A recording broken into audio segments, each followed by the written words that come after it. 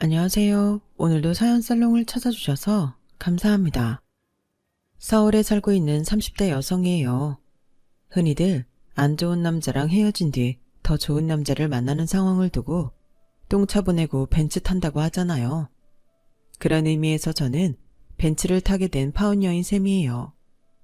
그래도 한때는 결혼까지 꿈꿨던 사람이라서 어지간하면 좋게 끝내고 싶었는데 끝까지 선을 넘는 모습을 보고 이렇게 사연을 보내게 되었네요. 제가 파혼을 했다는 소식을 듣고 동창 중 하나가 이런 톡을 보냈더라고요. 야, 결혼 전에는 다들 예민해. 너만 그런 거 아니야. 네 애랑 정도면 직업도 좋고 인물도 좋잖아. 게다가 시부모님이 재력가라서 나중에 유산도 듬뿍 받을 텐데 왜 파혼을 하냐? 그냥 대충 맞춰주고 살아. 여자 나이 32이면 똥값 되는 거 시간 문제야. 평소 친한 친구도 아니었고 다시 볼 일도 없는 애라서 단문도 않고 차단을 하긴 했는데요. 생각하면 생각할수록 화가 나더라고요. 남자가 집안에 돈 있고 직업 좋으면 여자는 네네 감사합니다 하고 받들고 살아야 하나요? 좋은 건 이유가 없어도 안 좋은 건 분명히 이유가 있는 법이잖아요. 제가 결혼 날짜까지 받아놓고 파혼하게 된 데는 그럴 만한 이유가 있는 건데 잘 알지도 못하면서 훈계질을 하니까 뚜껑이 확 열리더라고요. 그러면서도 한편으론 어떤 남자와 결혼을 해야 행복하게 살 수 있을지에 대해 고민하게 되었습니다. 제가 얘랑을 만나게 된 건 땡스타 DM 때문이었어요. 제가 키우고 있는 유기견 사진을 올렸는데 그걸 보고 얘랑이 DM을 보냈더라고요. 평소 자기도 유기견에 관심이 많다며 유기견 입양견으로 얘기를 나누고 싶다는 거예요. 그래서 얘랑의 땡스타 계정을 타고 도대체 어떤 인맥으로 나한테 왔을까 알아봤더니 제 친구 남편의 군대 동기더라고요. 친구를 통해 얘랑에 대해 알아본 결과 꽤 괜찮은 사람 같아서 DM에 답을 하게 됐고 그걸 계기로 직접 만나게 되었어요. 사실 큰 기대는 하지 않았는데 직접 만나보니 완전 호감형이더라고요. 저랑 관심사도 비슷하고 무엇보다 개를 좋아한다는 공통점이 있어서 금방 친해지게 되었죠. 그러다 유기견 봉사활동도 같이 다니게 되고 얘랑의 유기견 입양을 돕는 과정에서 많이 가까워져서 결국 사귀게 되었어요. 대기업 입사시험에도 합격했지만 상대적으로 자기 시간을 더 누릴 수 있는 공기업을 선택했던 얘랑은 축구, 농구도 잘하고 웨이크보드도 수준급일 만큼 만능 스포츠맨이었어요. 활동적인 성격만큼 주변에 친구도 많고 어디를 가든 환영받는 사람이었죠. 이전에 사귀던 남자친구는 인간관계에 폐쇄적인 사람이어서 제가 사람들 만나는 거에 견제를 받았던 터라 그와는 다른 얘랑의 모습에 더 호감이 갔던 것 같아요. 그래서 정말 짧은 기간에 푹 빠져버리게 되었죠.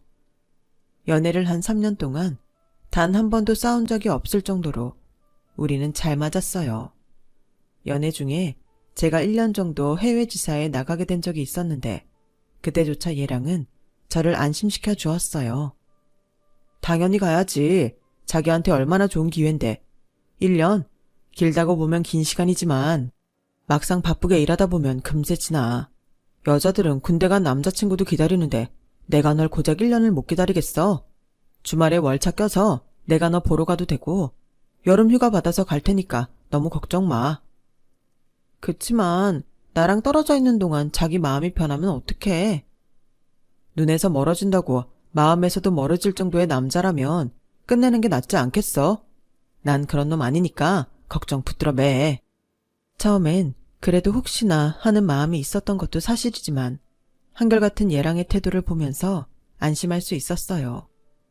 제가 홍콩 지사에 있는 동안 얘랑은 약속대로 주말을 끼고 월차를 받아오기도 하고 제 생일 때는 바쁜 시간을 쪼개 무박 2일로 다녀가기도 했어요. 그때 내심 이 남자랑 결혼해도 되겠다는 생각을 하게 됐던 것 같아요. 왜 그렇잖아요. 연애는 나를 즐겁게 해주는 사람이랑 하고 결혼은 나를 안심시켜주는 사람이랑 하라고요. 그런 면에서 얘랑은 결혼 상대에 가까운 남자였어요. 물론 함께하는 시간도 즐거웠지만요. 3년간 연애를 한 우리는 슬슬 결혼을 생각하게 되었어요. 얘랑도 저도 홍기가 찬 나이였으니까요. 이번 주말에 우리 집에 갈래? 우리 부모님이 널 보고 싶어 하셔. 그 말의 의미가 뭔지는 단박에 알아차릴 수가 있었어요.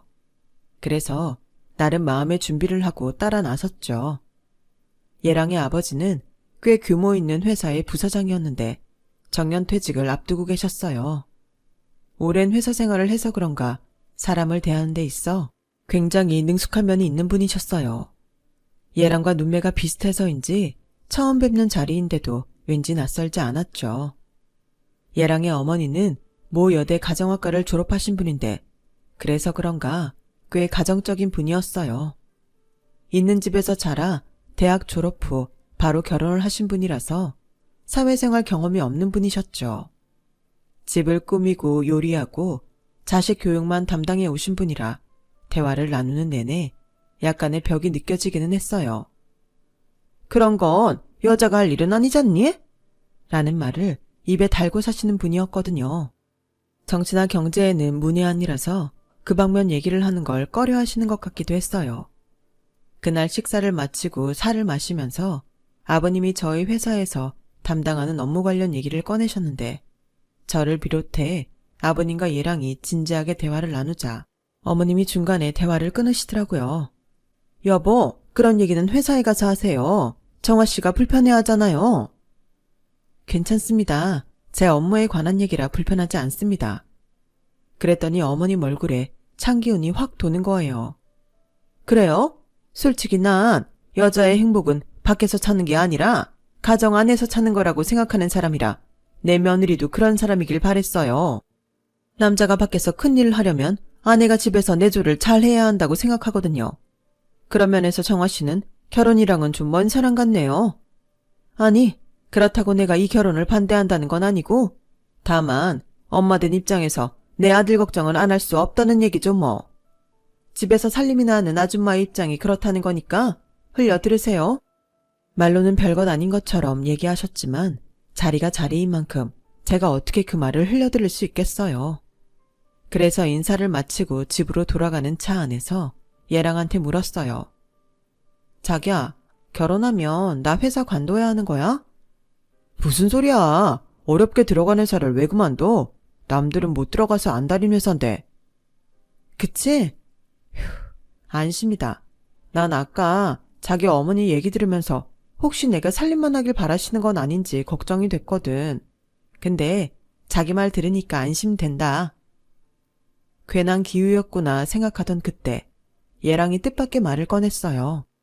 물론 내 입장에선 자기가 집에서 살림만 하면 좋긴 하지. 아무래도 가정이 안정이 돼야 내가 밖에서 일하기도 편하긴 하니까. 내가 공기업을 택한 이유도 내 라이프 스타일 때문이잖아. 돈도 돈이지만 난 좀 여유롭게 인생을 즐기면서 살고 싶거든. 물론 월급이나 성과급을 생각하면 대기업이 낫긴 하지.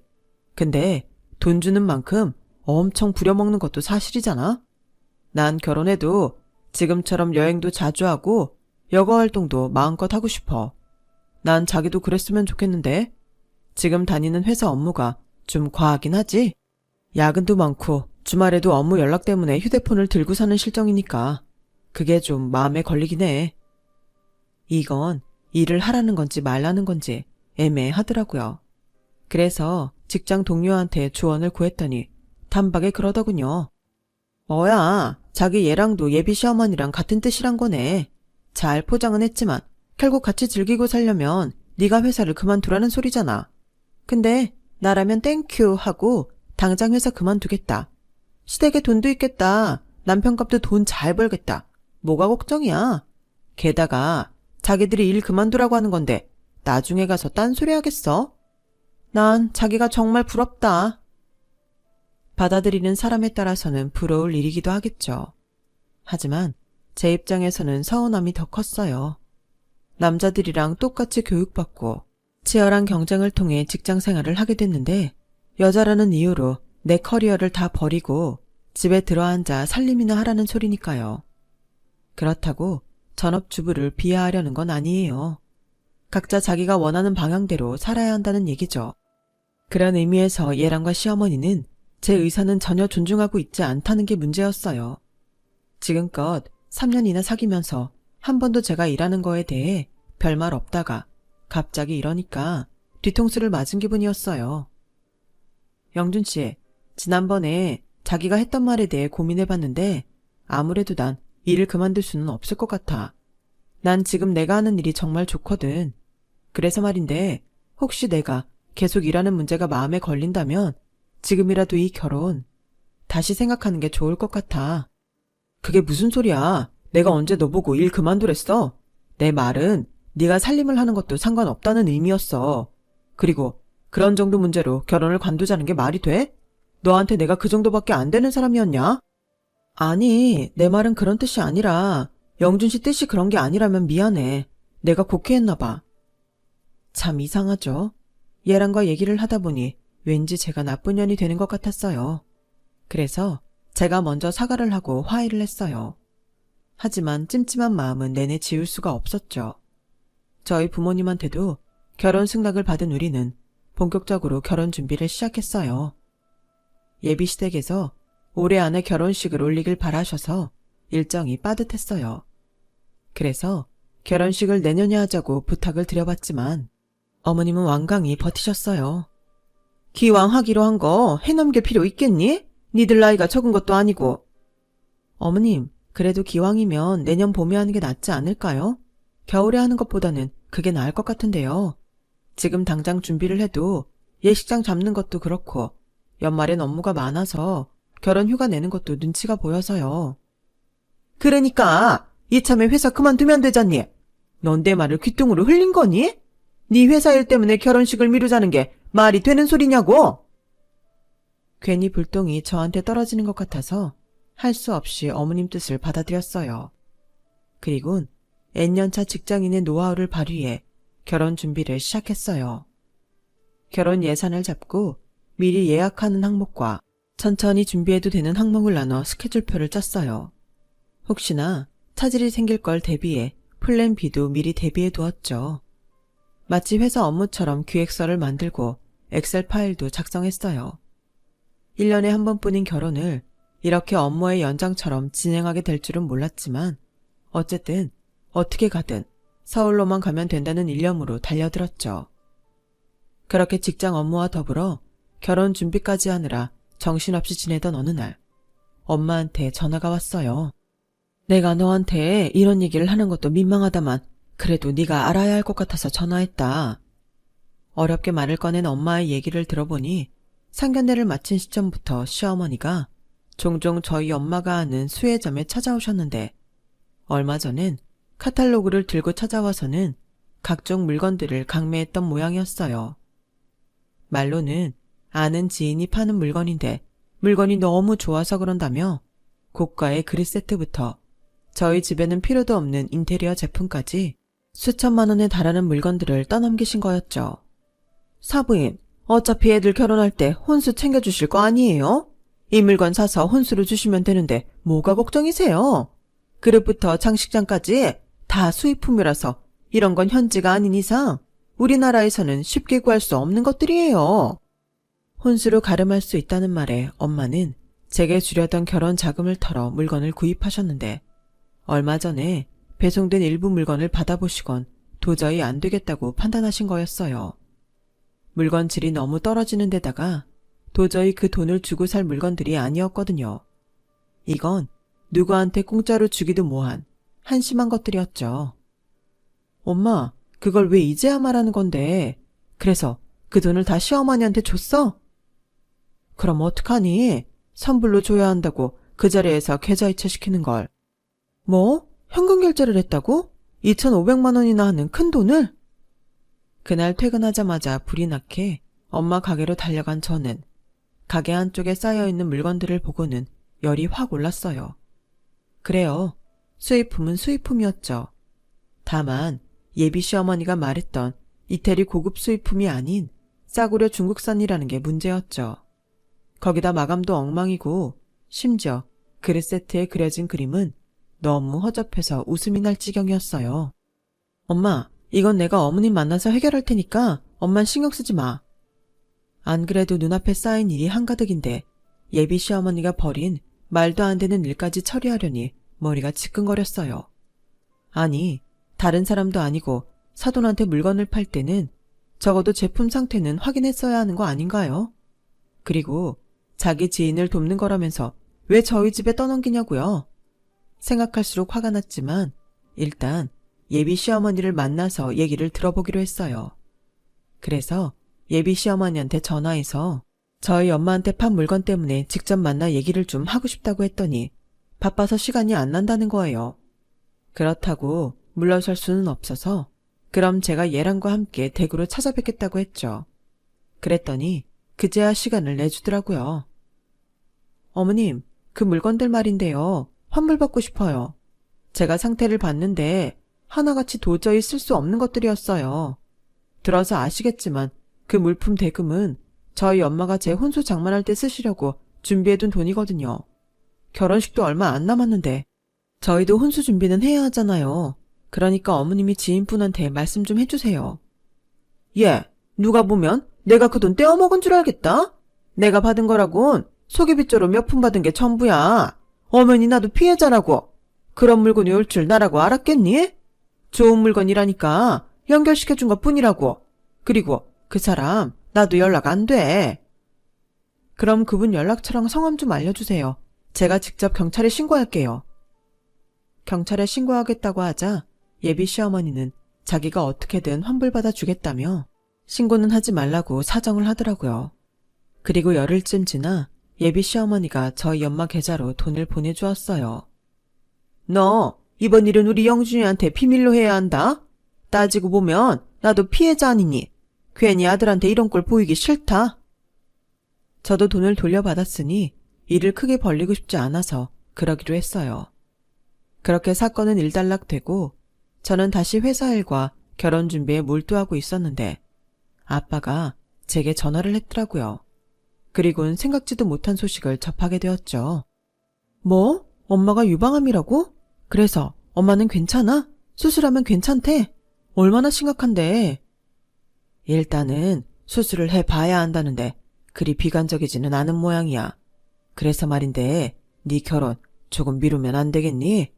네 엄마 수술 날짜가 니들 결혼식 2주 전이라서 네 엄마가 걱정이 태산이다. 하나뿐인 딸 결혼식에 그걸로 어떻게 가냐고. 이미 식장이랑 다 준비했을 텐데 미안해서 어쩌니? 아빠, 지금 그게 문제야. 내가 영준 씨한테 말해서 일정 조율해볼 테니까 너무 걱정하지 마. 그땐 엄마 걱정에 딴 건 머리에 들어오지 않았어요. 이렇게 된 거 차라리 내년 봄에 하면 되겠다는 아니란 생각도 했었던 것 같네요. 그런데 이게 쉬운 문제가 아니더라고요. 결혼식 일정을 바꾸자고? 자기 어머님 상태가 그렇게 심각해? 수술하고 2주 후면 거동은 하실 수 있을 거 아냐. 자기 그걸 말이라고 해? 병원에서도 수술을 해봐야 한다고 할 정도인데 지금 결혼식이 문제냐고. 그보다는 우리 엄마 상태부터 걱정해줘야 하는 거 아니야? 얘랑의 태도에 순간 화가 나서 버럭 소리를 질렀어요. 그제야 얘랑도 자기가 잘못했다는 걸 깨달았는지 순순히 사과를 하더군요. 아, 미안해. 내가 잠깐 정신이 나갔었나 봐. 그래, 어머님 상태는 어때? 많이 심각하시대? 됐어. 마음에도 없는 걱정하지 마. 암튼 이대로 식을 진행하는 건 무리니까 영준 씨가 자기 어머니 좀 설득해줘. 결혼식 내년 봄으로 미루자고 말이야. 우리가 꼭 올해 안에 결혼해야만 하는 이유가 있으면 모를까. 일단은 우리 엄마 수술이 중요하니까. 그래, 알았어. 내가 집에다 얘기해볼게. 결혼식보다는 사람이 죽고 사는 문제가 먼저인데 설마 예비 시댁에서 안 된다고 하지는 않을 거라고 생각했어요. 그런데 사람 마음이 그게 아니더라고요. 다음날 오후 예랑의 어머니가 저희 회사로 찾아오셨어요. 다짜고짜 얘기를 좀 하자고 하시면서요. 업무 중이라 회사 로비에 있는 카페에서 만나기로 하고 1층으로 내려갔어요. 어머님은 잔뜩 화가 난 표정으로 제 인사도 받지 않으시곤 대뜸 화부터 내셨어요. 네가 영준이한테 결혼식 날짜 바꾸자고 했다며? 네, 저희 엄마 수술이 결혼식 2주 전이라서 어쩔 수 없게 됐어요. 죄송합니다. 아니, 수술 당일도 아니고 2주 전인데 뭐가 문제란 거니? 가슴이 드러나는 것도 아니고 어차피 한복 입으면 다 가려질 텐데 굳이 결혼식을 미룰 필요가 뭐 있냔 말이야. 상식적으로 난 이해가 안 간다. 애초에 자식 결혼 앞두고 수술을 하겠다는 것도 그래. 식 올린 뒤에 수술해도 되는 거잖니? 수술 몇 주 미룬다고 큰일이 나는 것도 아니잖아. 어떻게 우리 입장은 생각도 않고 자기들 생각만 하냐고? 어머니, 그걸 말이라고 하세요? 감기도 아니고 암이에요. 아무리 남의 일이라고 해도 그렇게 함부로 말씀하시는 건 아니죠. 수술 날짜 미룬다고 큰일 나냐고요? 어떻게 따지면 결혼식 좀 미룬다고 큰일이 나는 건가요? 도대체 왜 그렇게 결혼식 날짜에 집착하시는 건데요? 다른 것도 아니고 내 엄마가 암에 걸렸다는데도 대수롭지 않게 말하는 예비 시어머니한테 잔뜩 화가 난 저는 이성을 잃고 소리쳤어요. 카페에 있던 손님들 시선이 우리 테이블로 쏠려 있다는 걸 생각도 못할 만큼 화가 나 있던 저는 조금씩 이성을 찾아갔어요. 혹시 저희가 올해 안에 꼭 결혼식을 올려야 하는 이유라도 있는 건가요? 그런 거면 말씀해 주세요. 예비 시어머니는 입술을 깨문 채 표독스럽게 저를 노려보다가 더는 안 되겠는지 툭 털어놓았어요. 우리 바깥 양반, 내년 1월에 퇴직한다. 처음엔 그래서 어쩌라는 건가 싶어 예비 시어머니 입만 뚫어지게 쳐다봤어요. 이어질 말이 궁금했거든요. 그러다 문득 설마 축의금 때문에 그러는 건 아니겠지? 하는 생각을 했는데 아니나 다를까. 퇴직하기 전에 식을 올려야 사람들이 올 거 아니니? 너라면 이미 퇴직한 직장 상사 자식 혼사에 찾아가겠니? 너는 똑똑하다는 애가 어쩜 그렇게 상황 파악이 안 돼?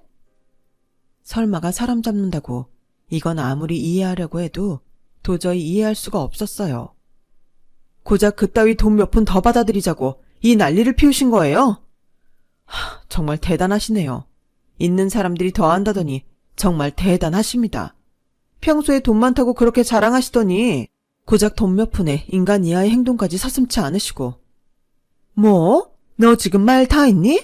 가진 것도 없는 주제에 언감생심 내 아들 노리는 것도 꼴 같지 않았는데 네가 아주 바닥을 보이는구나. 네가 이러고도 이 결혼 할 수 있을 것 같니? 어림도 없어. 이젠 네가 손이 발이 되게 빌어도 내가 이 결혼 막을 거니까. 별 그지 같은 게 다 사람 신경 긁고 있어.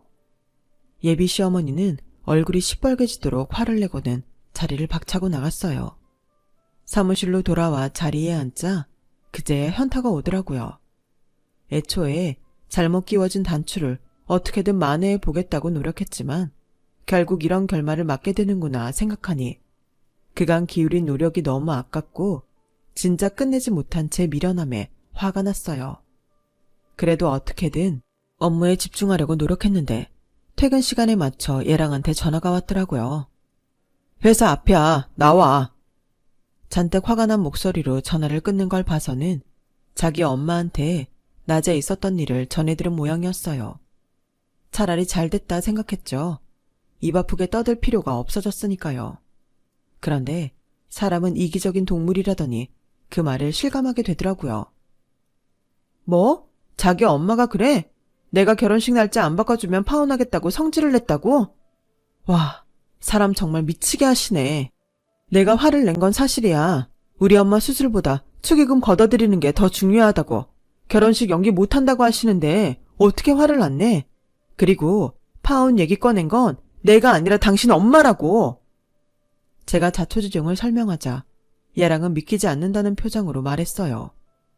설마 돈 때문에 우리 엄마가 결혼식 못 미루겠다고 하는 거야? 말도 안 돼.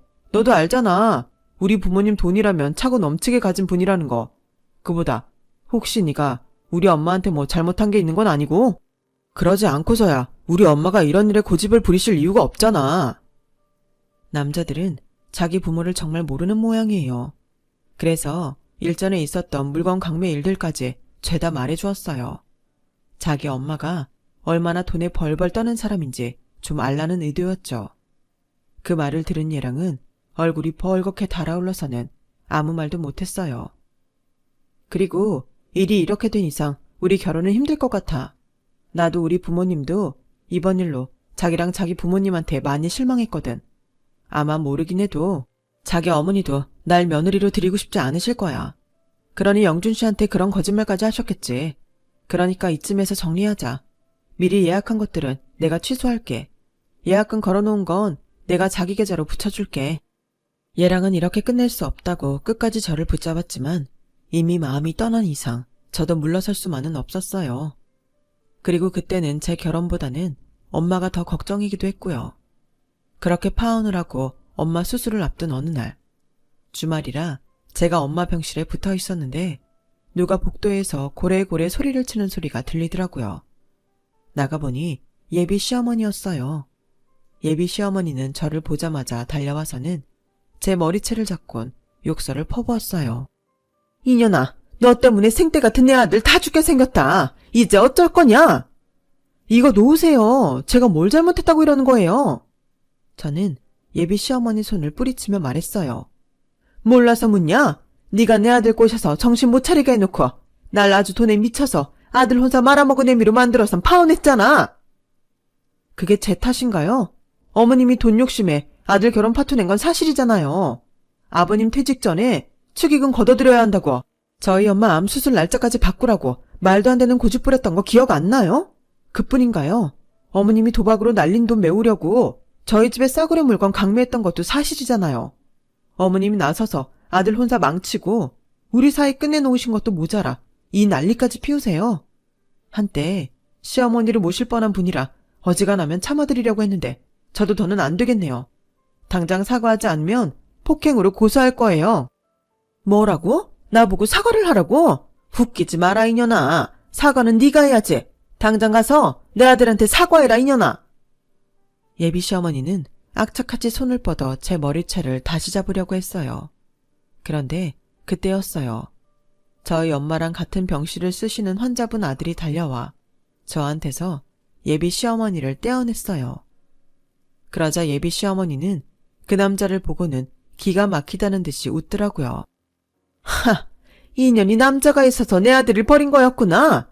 지 엄마 암 걸렸다고 결혼 날짜 미루자더니 남자가 생겨서 저울질 하라던 거였어. 너 이년 오늘 내 손에 한번 죽어봐라. 예비 시어머니는 눈이 뒤집혀서 제 뺨을 치려고 손을 뻗었는데 그 과정에 환자분 아들이 대신 맞게 되었어요. 그 과정에 예비 시어머니 손톱에 걸려 얼굴에 상처가 나고 말았죠. 상황이 이쯤 되자 저도 더는 참을 수가 없어서 경찰에 신고를 했어요. 그랬더니 더 길길이 날뛰더라고요. 그러자 환자분 아들이 나서서 한마디 했어요. 이보세요 아주머니. 지금 여기서 하신 행동 본인이 직접 책임져야 할 겁니다. 병원 CCTV도 있고 저도 증인이 될 테니 나중에 딴소리하지 말란 얘기입니다. 그리고 환자분 따님 혹시 제 도움이 필요하면 연락 주세요. 남자는 제게 명함을 건네주었어요. 명함을 보니 유명 로펌에 소속된 변호사더라고요. 그 일이 있고 얼마 뒤 저는 환자분 아들인 변호사의 도움을 받아 예비 시어머니 앞으로 접근 금지 신청을 했어요.